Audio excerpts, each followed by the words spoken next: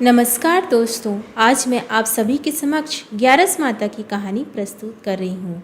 आइए शुरू करते हैं। एक बार एक राजा की दो बेटियाँ थीं। छोटी बेटी एकादशी माता का व्रत किया करती थी। हर कोई छोटी बेटी की प्रशंसा करता था और बड़ी बहन छोटी बहन से ईर्ष्या करती थी।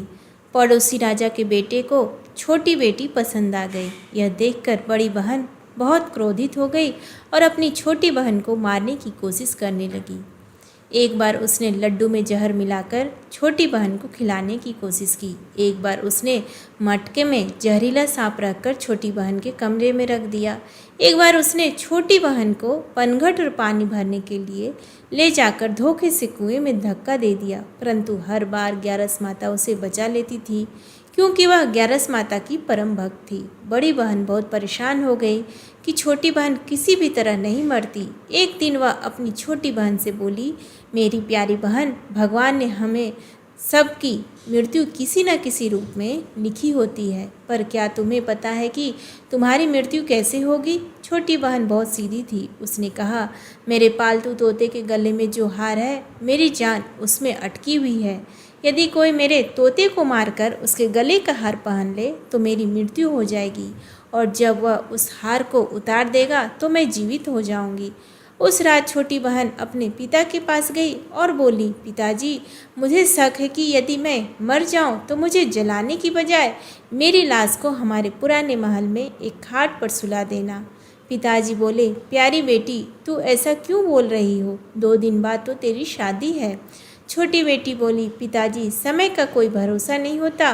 शादी का दिन आ गया। उसी दिन बड़ी बहन को छोटी बहन का तोता मिल गया और उसने उसे मारकर हार खुद पहन लिया।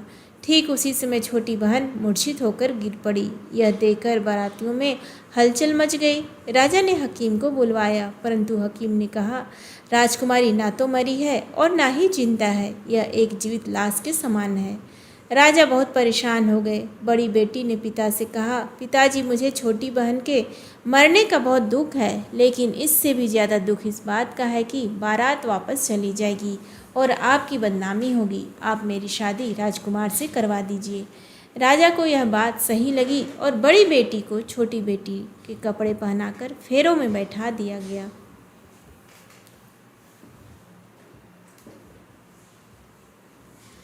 लेकिन राजकुमार ने मना कर दिया और कहा, यह मेरी पत्नी नहीं है। मेरी पत्नी जब बोलती है तो उसके मुंह से फूल झड़ते हैं। फिर भी सभी ने समझा बुझाकर बड़ी बेटी का विवाह राजकुमार से करवा दिया, लेकिन राजकुमार ना तो उससे बात करते, ना उसका बनाया हुआ खाना खाते। एक दिन राजकुमार घोड़े पर बैठकर कहीं जा रहे थे। घोड़ा अचानक वहीं जाकर रुक गया जहां छोटी बहन की लाश रखी थी। राजकुमार महल के चौकीदार से पूछते हैं, यह कौन है? चौकीदार ने बताया, यह राजा की छोटी बेटी है जो विवाह के दिन बेहोश हो गई थी।